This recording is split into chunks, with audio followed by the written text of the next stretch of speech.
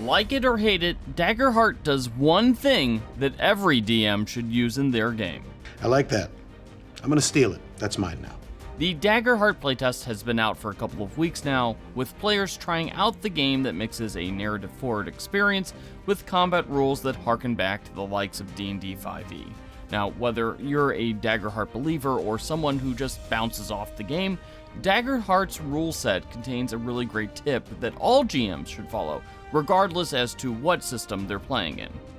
In the Running the Adventure section of Daggerheart's playtest rules, the game designers note that sharing narrative authority is one of the key facets to running the game. You might ask the player whose character is from this town to describe the market, the rules read. Rather than describing the critical success of a character's blow, you can ask the player to take the spotlight and narrate their triumph. As the GM, it's your job to maintain the integrity of the world, but ensuring that every player's voice is included will mean that the story is truly representative of the creativity of the whole group. Of course, this isn't a new concept in tabletop RPGs or something that's unique to Daggerheart. For years, we've been watching Matt Mercer share narrative control in Critical Role by asking his... How do you want to do this? And there are tons of games that encourage a collaborative storytelling experience by giving the players control of some of the narrative. It's like an entire genre of tabletop RPG. But in addition to providing the players the agency to describe their moment of victory, Daggerheart encourages players to open up world building and even encounter building to the players too. One key pratfall for DMs, especially newer Dungeons & Dragons DMs, is over-preparing for a session, either by trying to prepare for every possible scenario or by world building to a granular detail. Every NPC has a name, a backstory, a defining description, and a personality type. Every locale, every shop, every inn is unique. Planning all of this can be exhausting, to say the least. Sharing narrative control is a natural counter to over-preparing, because it puts some of the creative workload on the players and allows them to fill in the blanks left over in the world of the game. Now, you might not care about the umpteenth shopkeeper they encounter, but by giving the players the opportunity to describe the character, you create the opportunity to turn a mundane NPC interaction into a memorable one.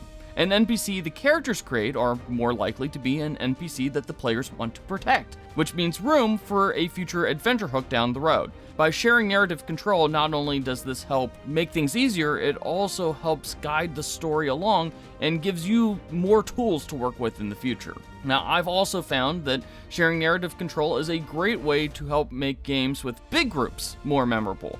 When you're sharing a table with like a dozen people, it can be hard to make sure that every player gets the spotlight.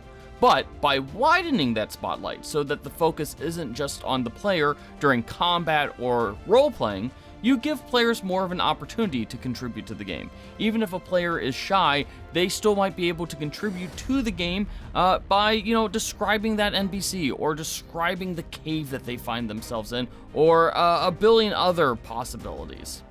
Now, another way that Daggerheart wants players to contribute to the narrative control is by helping set up the terrain that's used in combat.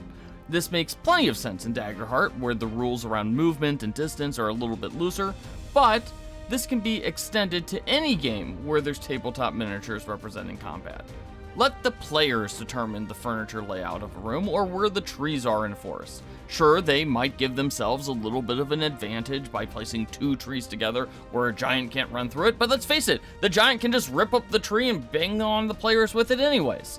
And, doing this sort of stuff also makes them feel like they're contributing, and it saves you from having to figure out every single detail of a map beforehand. Now, of course, this doesn't always work if you're using stuff like Roll20 or virtual tabletop, but if you're in person, let the players build some of this stuff out.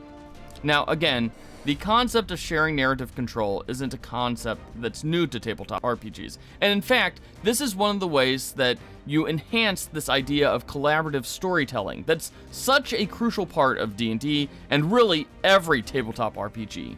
By letting players do more than simply react to the story choices that you present them, by giving them a chance to build some of the fundamental blocks of the world that you're playing in, more than just like a session zero, but as the story and as the narrative and as the game goes along, you'll discover that it generally makes for a more fun experience, and it also makes your job as the GM a lot easier. So, do you like the idea of sharing narrative control with your players in things like world building or, encounter building? Let us know in the comments, and don't forget to hit those like and subscribe buttons.